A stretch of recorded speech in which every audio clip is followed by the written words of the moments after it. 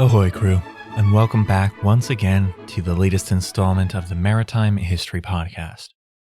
I'm your host, Brandon Hubner, and today we have episode 42, the Delian League versus Persia, Eurymedon.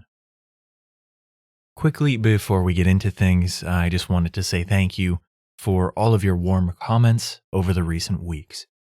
It has been really amazing to hear how much you all appreciate the podcast and how much you are looking forward to episodes commencing again. I have always wanted to keep the content flowing, but as you know, it can be difficult at times to keep that happening when things are run by just one person, when it's a one-person show, and as research intensive as this one can be. The mere fact that you all are so understanding of that and that you're still willing to show up whenever I can get episodes out is very encouraging and humbling both. So I wanted to say thank you to each of you at the top here for your continued support.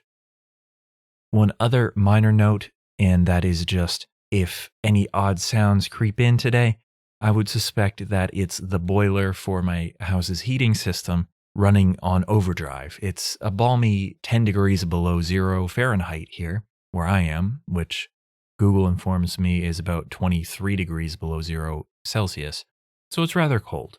I'm trying to edit all that out on the back end, but advance apologies if that becomes a little more difficult than I have anticipated here. Other than that, let's go ahead and get into things now today. In our last episode, episode 41, we outlined the institution that is most often called the Delian League. Especially today, that label is used.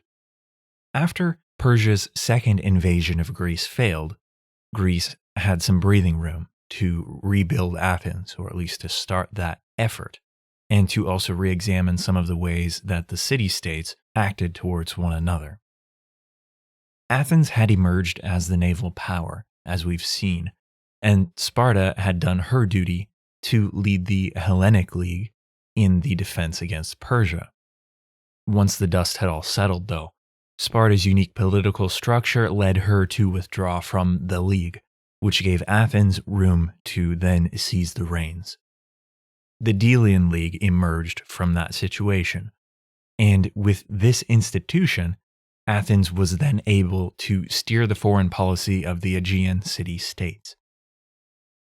In last episode, we outlined the differences between the Peloponnesian League, the Hellenic League, and then the Delian League itself, which I think it was important and useful to draw the various distinctions there. We do, though, need to keep in mind that this summary and this comparison is just high level, and today we are going to zoom in a bit to see how the Delian League interacted with the events that immediately followed the Persian withdrawal. At a 1-to-1 scale, the events that occurred immediately following Persia's withdrawal did not happen perhaps what we would call in the immediate aftermath. With the expanding scale of history as a factor, though, this decade that followed Salamis immediately, so we could say 480 BCE to 470, roughly, it's not that long of a time span looking back from our vantage point currently. Then factoring in the availability and the specificity of historical sources, it introduces what I call a slight fudge factor. The timeline is just not as precise as it could be, but we are going to do our best to put the events in their right order and to just get a good sense of how things would have unfolded for the Delian League and in that immediate aftermath of Persia's withdrawal. So, at the end of last episode, we paused the clock right around 478, 477 BCE, which is not too far removed from the aftermath of the allied Greek victories at Plataea and Mycale, which both saw the Persians defeated and driven back. We discussed in depth how many Greeks expected a quick Persian retaliation after those battles, and while Sparta was hesitant to remain in her role as the hegemon of the Greek alliance, Athens was not that gun-shy, as we established.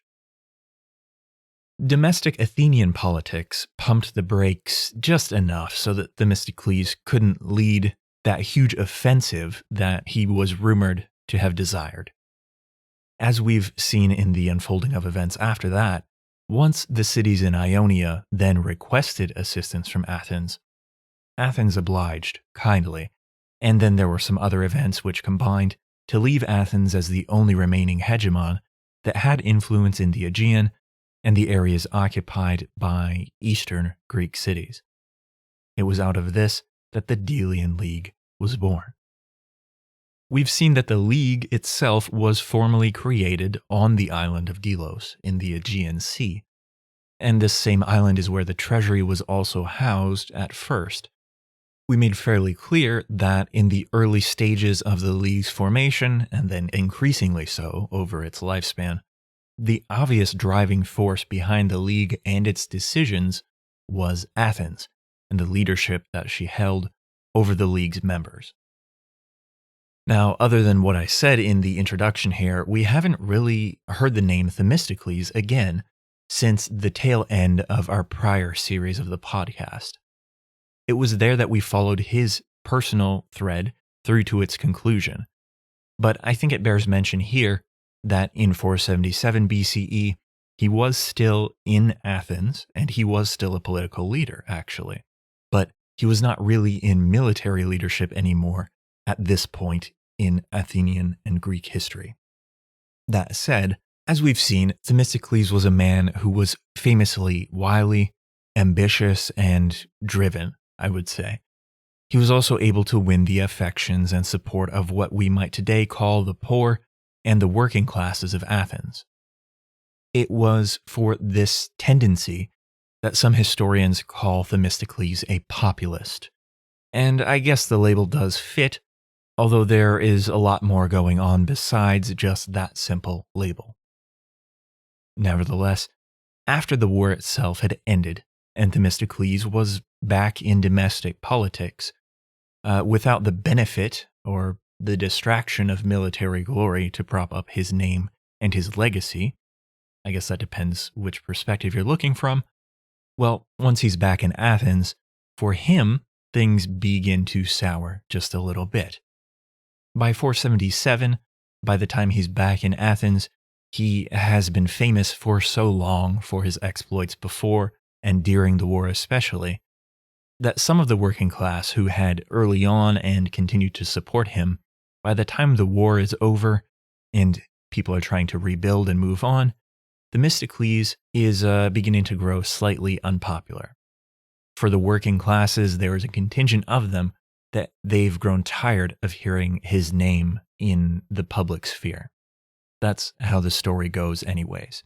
There's a great anecdote about when he is ostracized from Athens in this vein.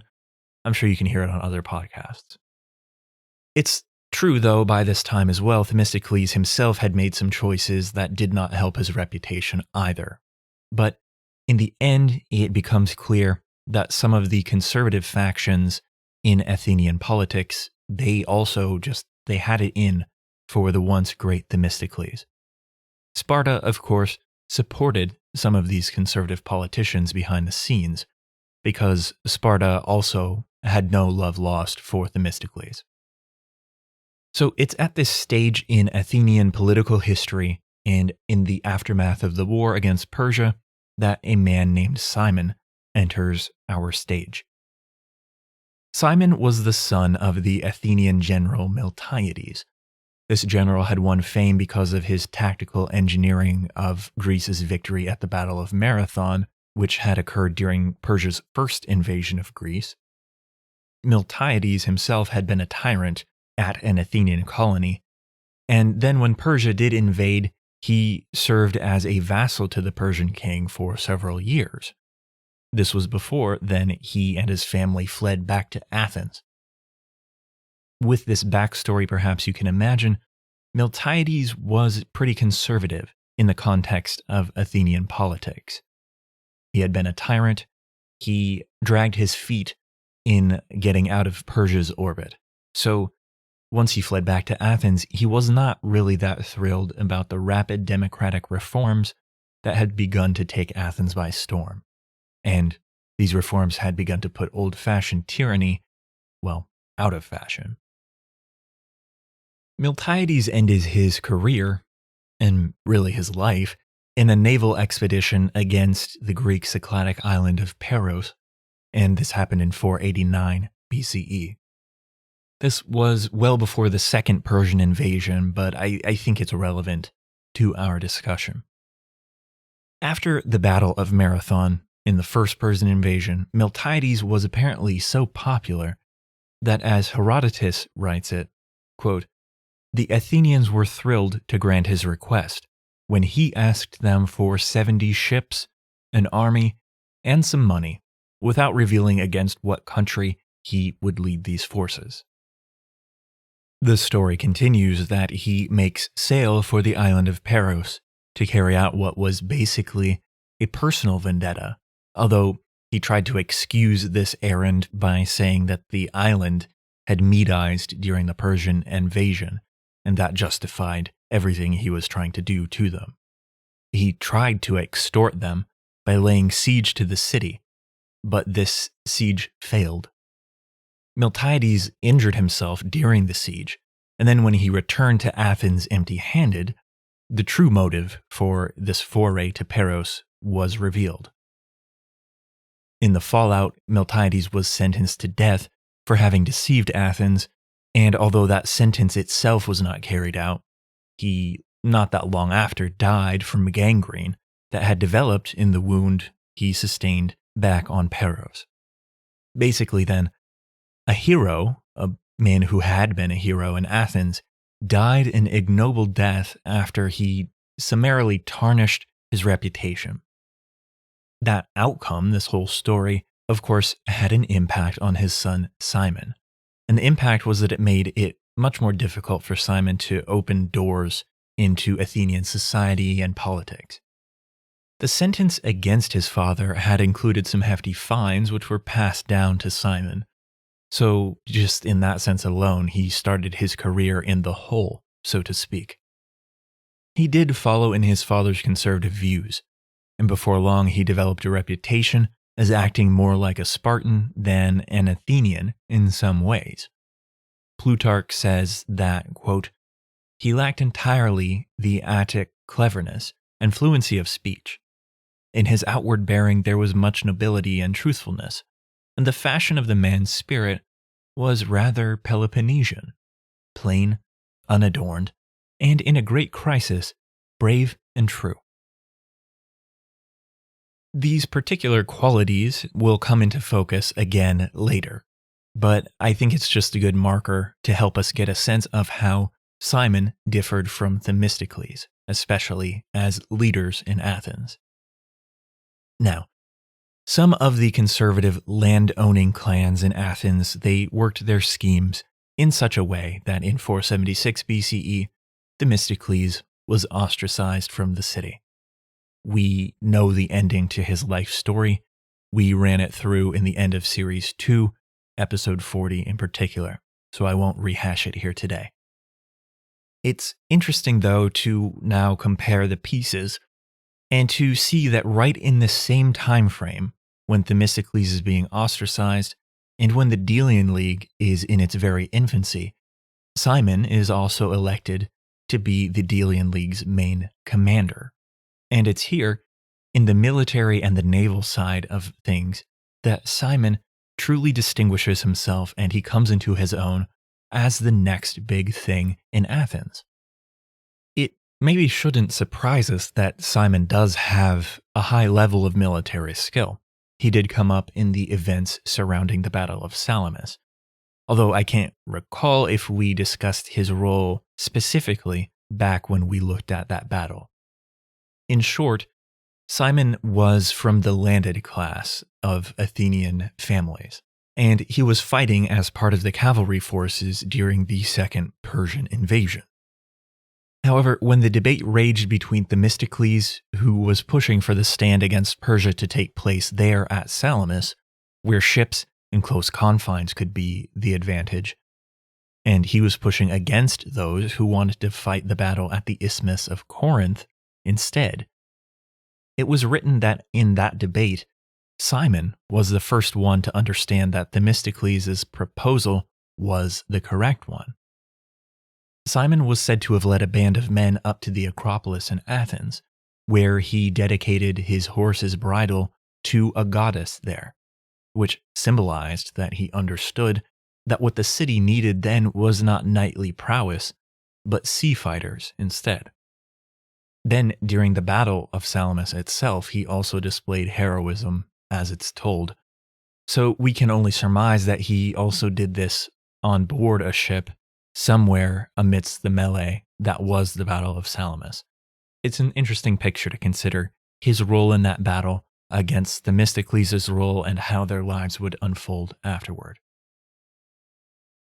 That all said, it is now with Themistocles entirely off the scene, and with a tested commander leading the Delian League and their exploits in the Aegean, that we turn now again to consider what the League actually was doing in the 470s BCE. A lot of the source material for this time frame comes from Thucydides, and it's not really mentioned in other histories to any great degree. His first book in his History of the Peloponnesian War, it's known informally as the Pentacontetia, which that word means the period of 50 years in Greek. It is known by this term because the first book in Thucydides' history is basically an outline of the events of the period that came between the Second Persian invasion of Greece, which ended formally in 479 BCE, and then the things that happened before the outbreak of the Peloponnesian War, so formally defined at least, and that outbreak formally happened in 431 BCE. So it's not exactly 50 years, but it's almost 50 years. And they aren't described in very great depth elsewhere in ancient history. So we owe a debt to Thucydides for his focus on this time frame. It would of course be nice to have some additional perspectives to help round things out or balance things anyway, but in this case we don't have that luxury. The upshot basically is that early in the life of the Delian League, Cimon becomes the military commander. Themistocles is off the scene back in Athens, and quickly Cimon begins to heap up accolades for his military performance. All of these battles are being fought in the name of the League, of course, but they are unsurprisingly battles that prove to be profitable for Athens, and we'll try to flesh that out a bit.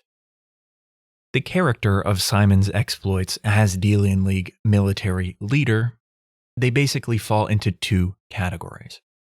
These are either campaigns against Persia or campaigns against other Greek city-states. We'll do our best here to try to sketch out a representative chronology, although it's likely that even Thucydides and Plutarch, who is a secondary source for this period, it's almost sure that they didn't give us all the details either, and that these next few anecdotes are just representative of what would have taken place in the 470s BCE, but I think it's helpful to just draw the categorical lines and to talk about the high-level concepts of what the Delian League was doing. We'll start with our first example here. The first campaign that Thucydides mentions was carried out against Persia's forces that were still in the city of Ion. They controlled the city and the region there. The city had been founded as a colony in Thracian Macedonia, but over time, as Persia expanded, the city there was engulfed by her empire.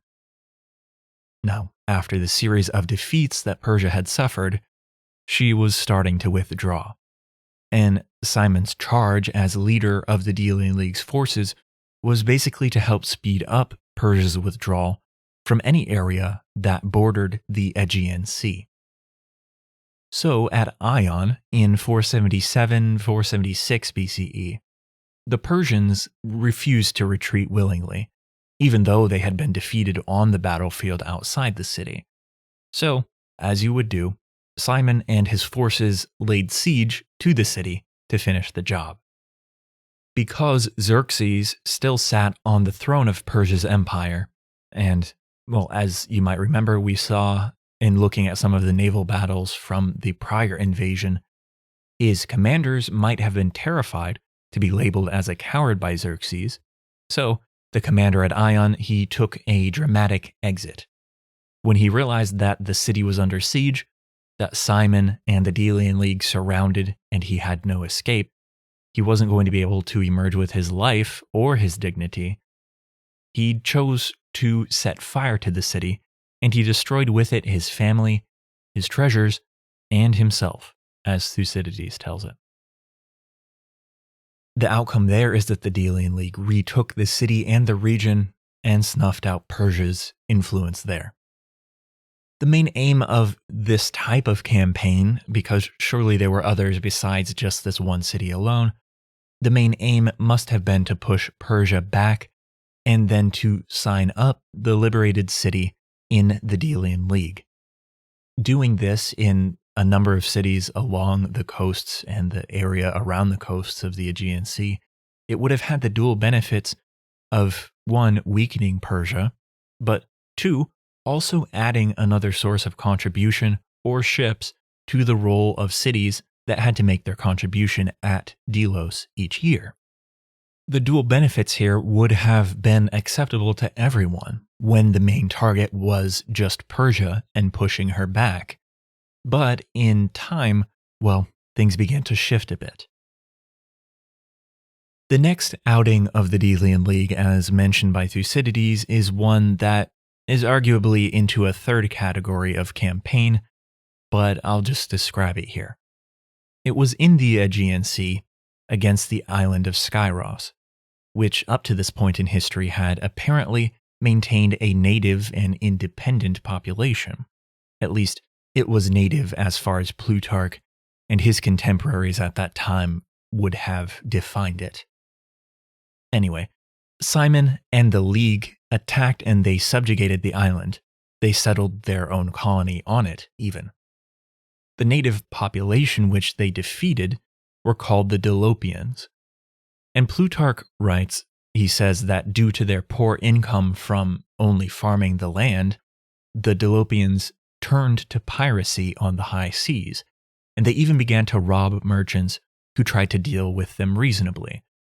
Such that when Cimon took the island of Skyros, the allies that formed the Delian League, they didn't have any qualms with the fact that Athens and the League had just subjugated an independent population that really didn't have anything to do with the campaign against Persia. The Delian League was just expanding their influence, but because they were putting down a probably irksome pirate issue in that area, well, the members of the League, they were cool with it. There is also a whole side story connected here, where Cimon is seeking the grave of the legendary Theseus on the island of Skyros. But there's actually a pretty substantial thread that we could follow on that topic. Cimon himself, he made very adept use of the Greek mythology and the myths connected to Theseus, and he used these to help cast the imperial ambitions of Athens in a good light. I think a talk about some of these topics would really be perfect for a member episode, so that's what I have chalked out for the member episode next month. And just a plug here, definitely check out the subscriber-only episodes if you are so inclined. I think this next one about Cimon and the mythology and the use of the Theseus myth in portraying the naval ambitions of Athens especially, I think it's going to be super fascinating. Back to today though, and let's now get on into the third type of campaign that Cimon and the Delian League would have undertaken. He fought those direct battles against Persia's holdout forces, sure, and he even quelled piracy and he took land from the so-called pirates. But last of all, and perhaps most ominous of all, the Delian League began to harass what we would call their own, basically. There are, of course, gradations of shade within this category, if we're being super nuanced, but I think that would just drag things out much further than we want to.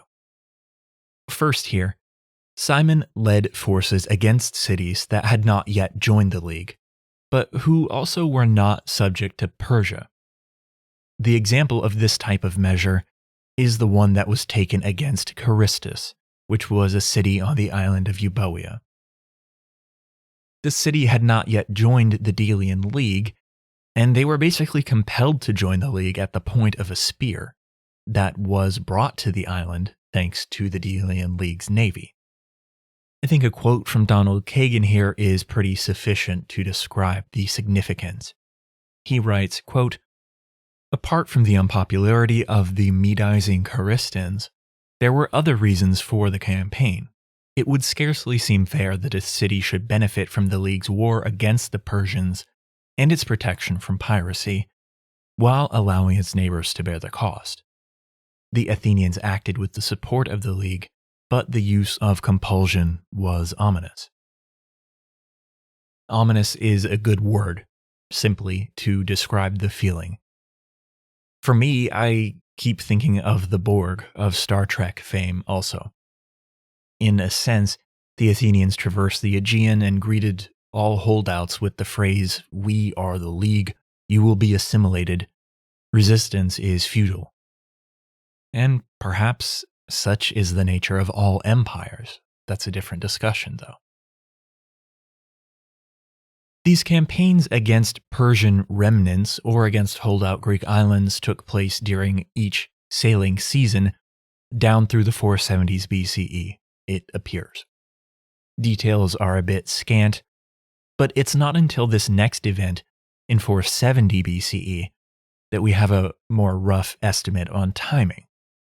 It was also during the 470s that Cimon continued to increase his image in Athens, while at the same time he helped to grow the League and the resources which it could pool at Delos. Then, in 470, a League member rebelled.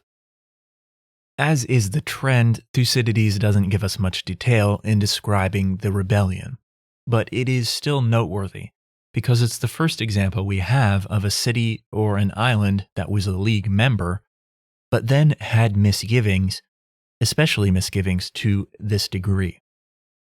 The short quote straight from Thucydides is this, quote, "Naxos left the confederacy, and a war ensued, and she had to return after a siege.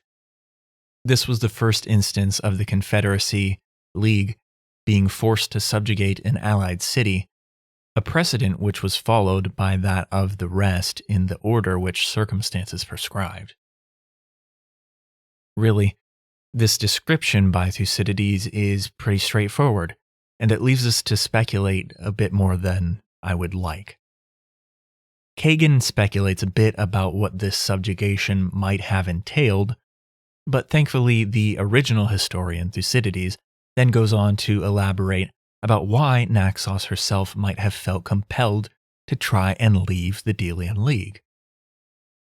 We can imagine that subjugating Naxos and the siege against her would have entailed a literal siege of the capital city, and it's possible that Naxos might have had her navy seized and folded into the Delian League or the Athenian navy. Naxos was an island that actually wasn't too far away from Delos, the nominal capital and the home of the League's treasury. But Thucydides then mentions that Naxos was not the only instance of a League member seeking to alter her membership status. So here is his explanation for why membership in the Delian League had begun to taste a bit sour for some of the members by 470 BCE or thereabouts, which, just to check where we are, this is only about 8 years into the Delian League's existence. We mentioned at the conclusion of last episode why the League began to feel a bit more like an enforced empire to the members who had joined over the course, and why Athens found herself in the position of emperor, I guess, in a sense. Thucydides writes once again, quote, "Of all the causes of defection, that connected with arrears of tribute and vessels, and with failure of service, was chief." So, not a big shocker, really, I guess, the cost imposed on the numerous League members, many of whom were small fries compared to Athens. The cost was just too burdensome. Athens assessed the amount due from each member state each year, and within 8 short years, we read that the amount due from these member states, regardless of whether they tried to contribute pure tribute money in the form of gold or silver, or whether they tried to give ships into the League's navy, it didn't matter. The expectations of League membership quickly proved too onerous for a healthy enough contingent of League members that they felt they had to rebel. Now, I can only speculate, but as with most situations where the word empire comes into play, it is entirely possible that Athens was putting a thumb on the scale and expecting more from these members than was perhaps realistic. The end there would, of course, be some profit coming into the control of Athens. But it's also possible, in my view, simply that the costs of a far-flung naval empire might have been more than Athens could have anticipated or known. Even if the second possibility has any ring of truth, it's obviously still not a justification, and there was blame to go around as well, besides. Thucydides goes on to say that in time, the League members found it to be easier to just contribute money rather than to even attempt to contribute ships and men, just because of the cost disparity between those two options.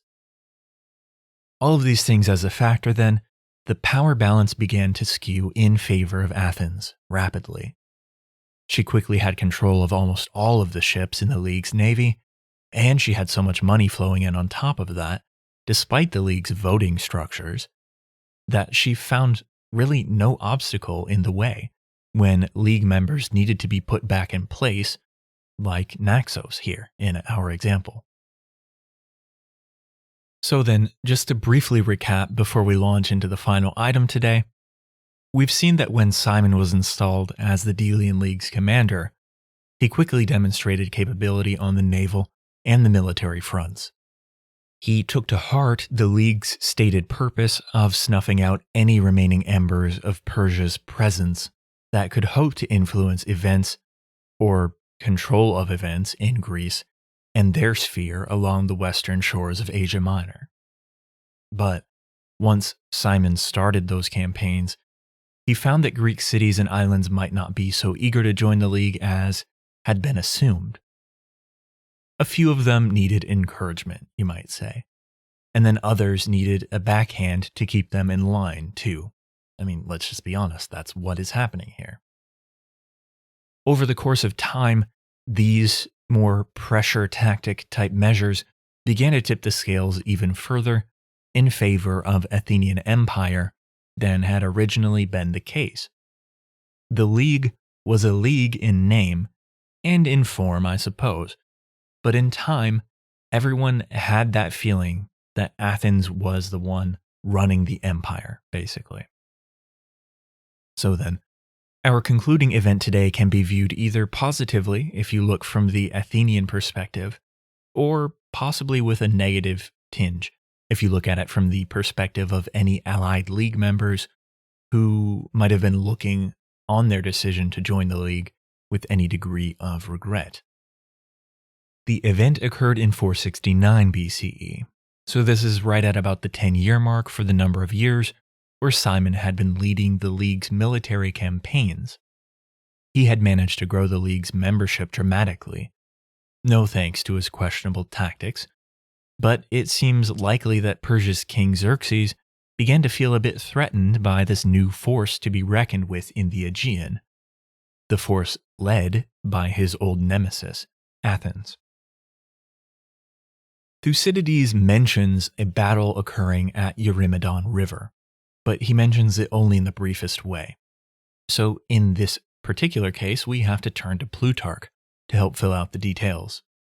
Now, the river Eurymedon terminates on the southern shore of Asia Minor, emptying into the Mediterranean in the modern-day Antalya province of Turkey.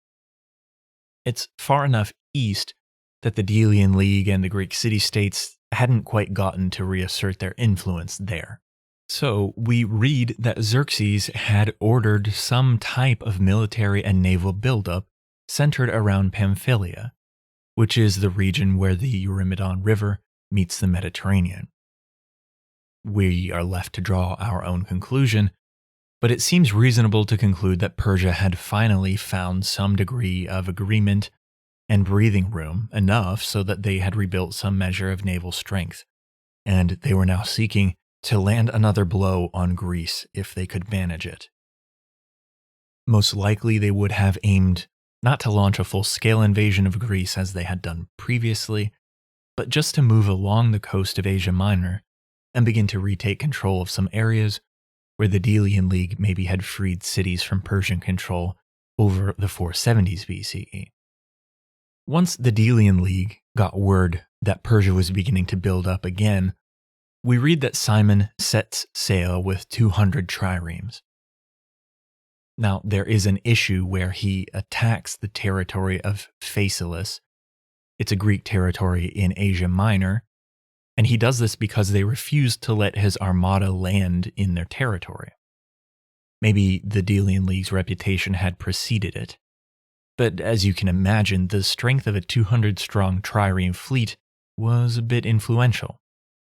There's more to this story, but I'm more focused today on the fact that Plutarch shares about some advancements that had been made in the construction and the outfitting of triremes, advancements that happened between the Battle of Salamis and then this campaign that is described at Eurymedon.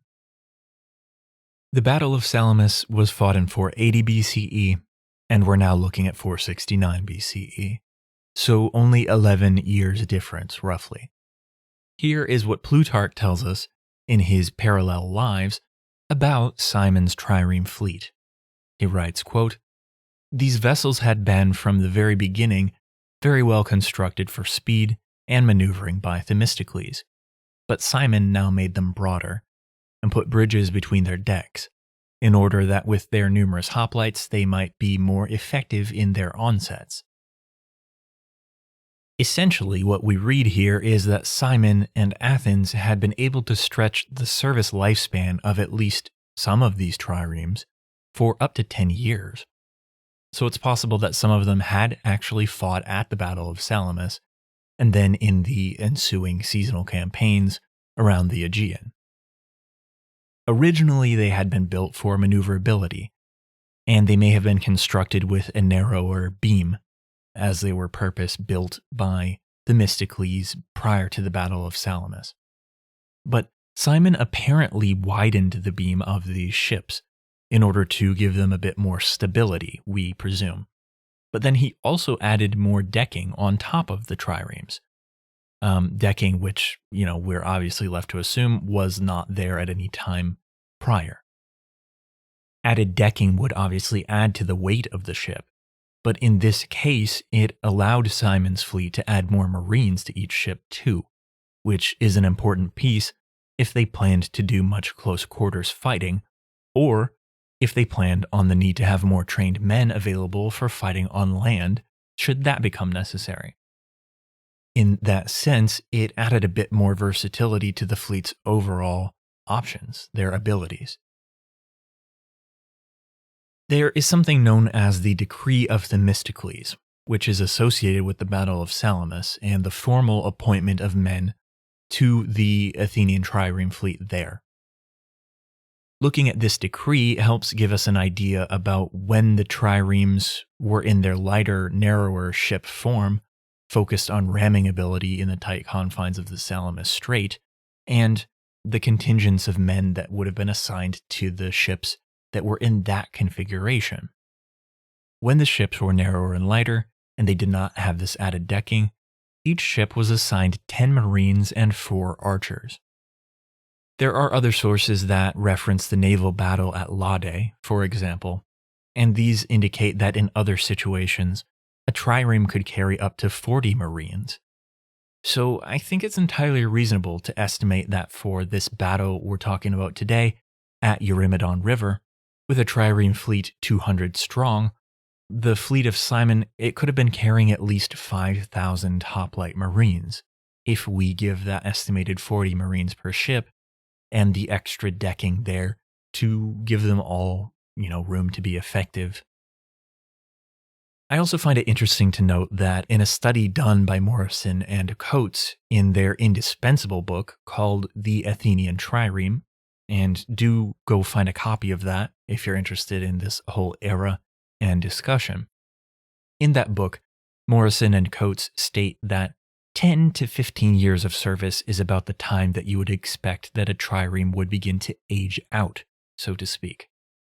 So it's not necessarily surprising that Cimon chose to sacrifice the lightness and the agility that the ships may have had early in their lifespans for, in this case today, adding decking, probably decreased maneuverability, but higher numbers of troops, marines on board, and added ability to transport men and supplies. It's in this way that he basically turned the triremes into troop transports. And we see in other instances from this era of ancient history, older ships that had lost their peak effectiveness as attack ships per se, like at Salamis where they were doing ramming maneuvers. Once they get older, they lose their peak effectiveness. They were turned into horse transports in some cases. So here, it's possible that Cimon turned his trireme fleet into a marine transport fleet. Now, though, after we've looked at that development, let's go now to look at the battle that happened. It's really actually a double battle if we're going to be technical, but we'll see why that is today. Plutarch tells us that the Persian commander was not himself particularly eager to fight the Greeks. He probably had seen the fate of many commanders in line before him, and really I can't blame the guy. He was at Eurymedon, apparently also waiting for an additional 80 Phoenician ships to join his forces. These ships were supposed to be sailing north from the island of Cyprus to meet up with him and his forces on Asia Minor. Somehow, Cimon and the League got wind that this Phoenician fleet was sailing to meet up with Persia's forces at the Eurymedon River, and Cimon hastened his timing to make sure that he could arrive at Eurymedon before any of the reinforcing Phoenician ships could join Persia's ranks. It seems like Cimon succeeded, because Plutarch tells us that, quote, "At first the Persians put into the river, that they might not be forced to fight." And I can't help but think here, surely visions of Salamis and Mount Mycale floated before Persia's eyes. Plutarch goes on, though, quote, "But when the Athenians bore down on them there, they then sailed out to meet them. They had 600 ships, according to Phanodemus, 350 according to Ephorus. Whatever the number, nothing was achieved by them on the water which was worthy of such a force, but they straightway put about and made shore, where the foremost of them abandoned their ships and fled for refuge to the infantry, which was drawn up nearby. Those who were overtaken were destroyed with their ships, whereby also it is plain that the barbarian ships which went into action were very numerous indeed, since, though many, of course, made their escape, and many were destroyed, still 200 more were captured by the Athenians." Basically, what we just heard was another rout of a Persian fleet along with the land forces that it was supporting. The fact that Persia's ships first fled for shelter in the river's mouth, but then decided to give battle to the Greeks after all, only to turn and flee again once they started to lose, that is pretty telling to me that Persia's forces, they just lacked confidence against the Greek fleet that had already bested them multiple times previously. The battle then played out in a similar fashion to the battle that occurred at Mycale. The Greek ships followed the fleeing Persians, picking off however many ships they could on the way toward the beach. But we also read that the Greeks captured a fair number of Persian ships. Once they made landfall, they disembarked and formed up to bring a land battle against the Persian infantry and the sheltering marines and sailors. Here, the superior armor and skill of Greece's hoplites that had hitched a ride on Cimon's trireme fleet proved useful, and the Greeks quickly routed Persia's army, overrunning the camp and completing their victory. Now, to call back to how I said that this was actually a double battle, let's now finish out the story. Winning a battle that started on the sea and then coasted into the beach was not enough for Cimon on this day, it would seem. Remember how the Persians who had set up at Eurymedon were waiting for a reinforcement of 80 Phoenician ships?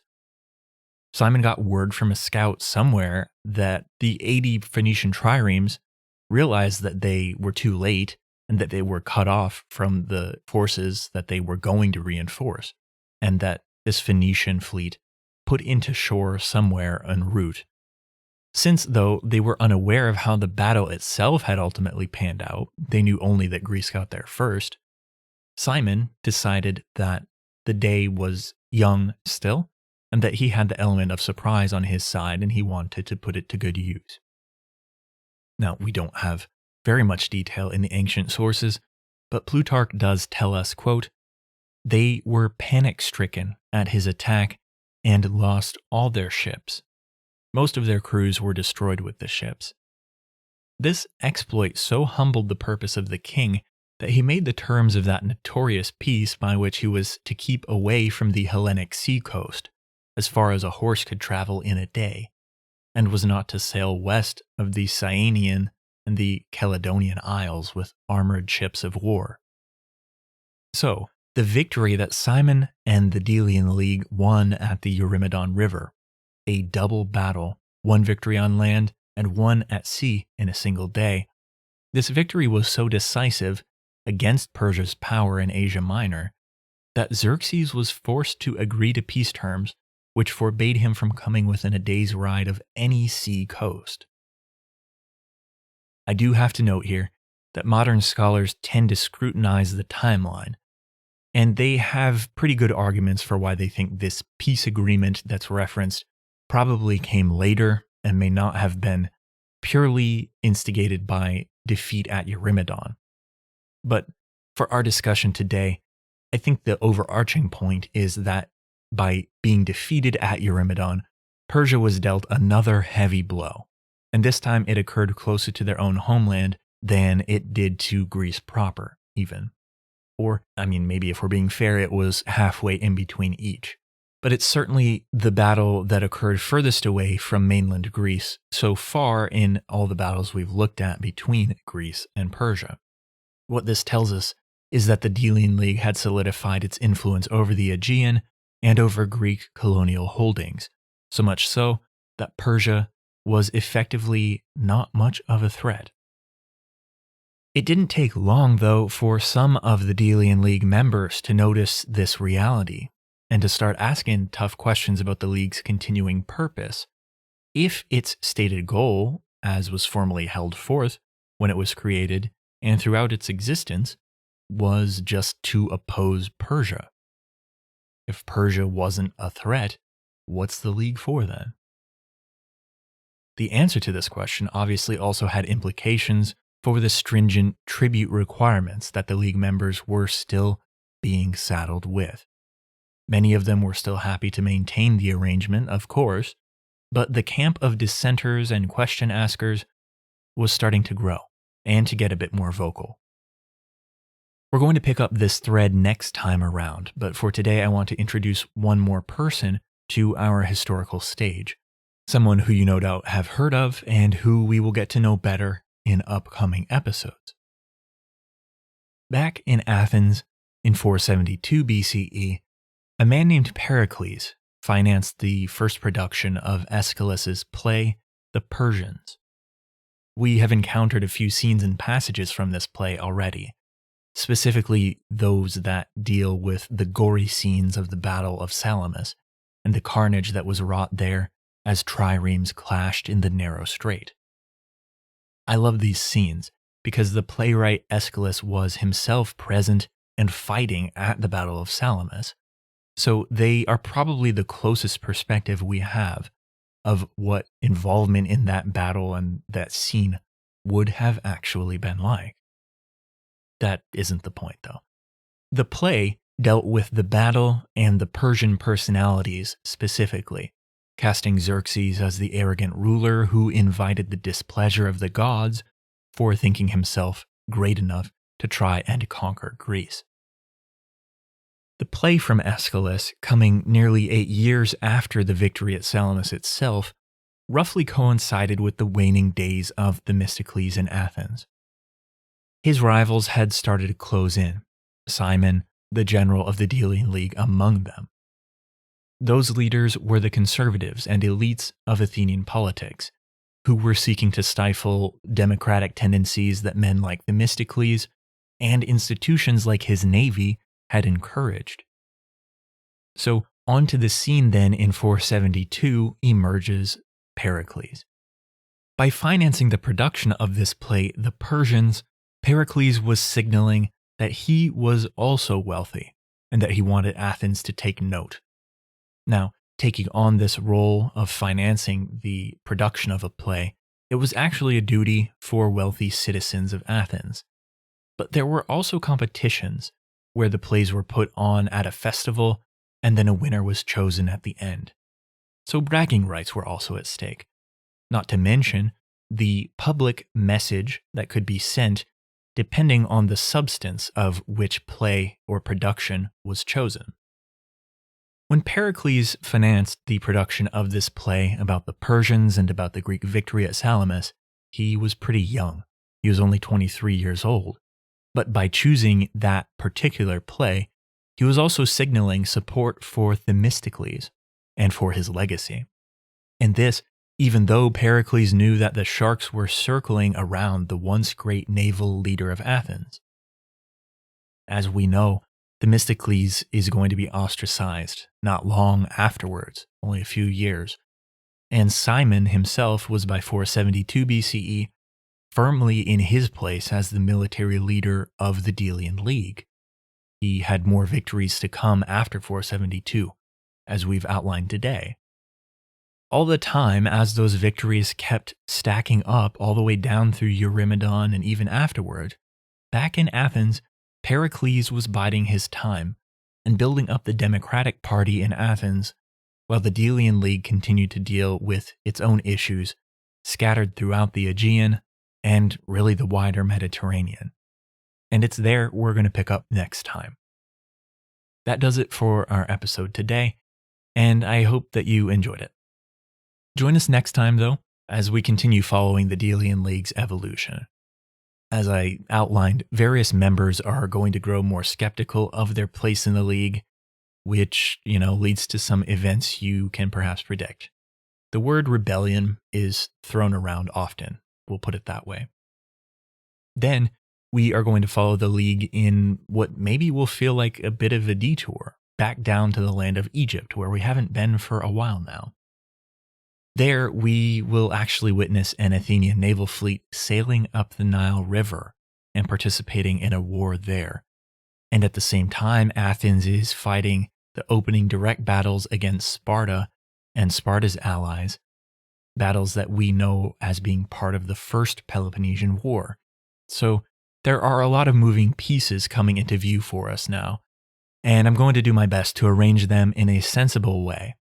If that ultimately means separate episodes for each front, then perhaps we will take that angle, but I'm not quite sure how it's all going to pan out yet. So tune in next episode to find out what course we chart. Thank you so much for listening, crew, as always. I have just a few parting words today, and I will keep it brief. First, I just wanted to invite any of you interested to join the newly created Discord server that I have set up. I'll be hanging out there from time to time, and it would be awesome to grow a community of people who want to discuss anything and everything maritime and naval history.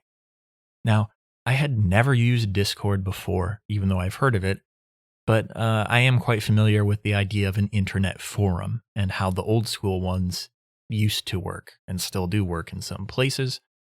I saw Wesley Livesey set one up for his crowd over at the History of the Second World War podcast. And I got to know him and his awesome podcasting efforts through the History of the Great War podcast. Setting up a community like that looked really cool. It seems like a great idea. And the more I looked into it, Discord seems like a great place where we can set up various channels and subtopics, lots of other bells and whistles that the modern internet has whipped up over time. And it would be a good place to just get some community and conversation going, and it can evolve as we grow. There's a link for it on the website.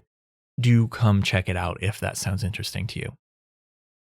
The second piece of info today is that I am continuing member bonus episodes each month, and that we have bonus content available if you're interested. I have the requisite Patreon profile set up, but I now also have the bonus episodes directly on Apple Podcasts too. You can subscribe to what is a premium feed basically for a pretty nominal monthly amount, and you'll have those bonus episodes enabled right in the same feed in Apple Podcasts that you already use. So go check that out again if that sounds interesting. But as always, a simple review on any podcast platform is also really helpful. And if that's the only thing you're interested in doing and you're willing, that would be immensely appreciated. Last thing today, I would like to begin a once per month side series where we discuss a recurring theme or a topic on the same day each month, basically. I have a few ideas, but I'd really love to hear what any of you might also be interested in.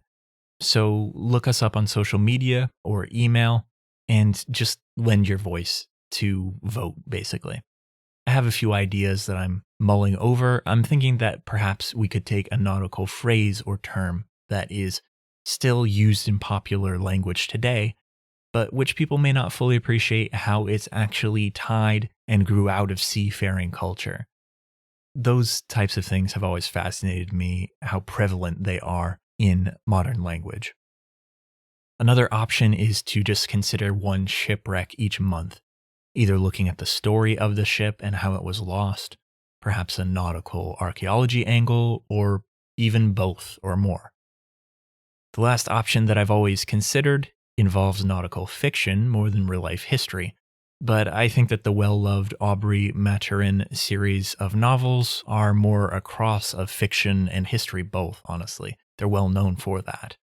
So my last thought is that each month we could tackle one chapter from the novel, or from the series of novels, starting with Book 1, Chapter 1, and work our way through the series, just considering the history behind them, the ships that make appearances, the sea battles, even stuff like the naval structure and politics of Britain at that time, and everything else. So those are three options that I have in mind now, but there are others that people have proposed that sound intriguing, and I'm sure there are more that you all will share. Any feedback on those ideas would be amazing, and thank you all in advance. Not to mention, again, my thanks for everyone who has already shared their vote and idea. Thanks again for listening, crew. That does it for me today, and I'll meet you back here next time. Until then, fair winds and following seas from me here at the Maritime History Podcast.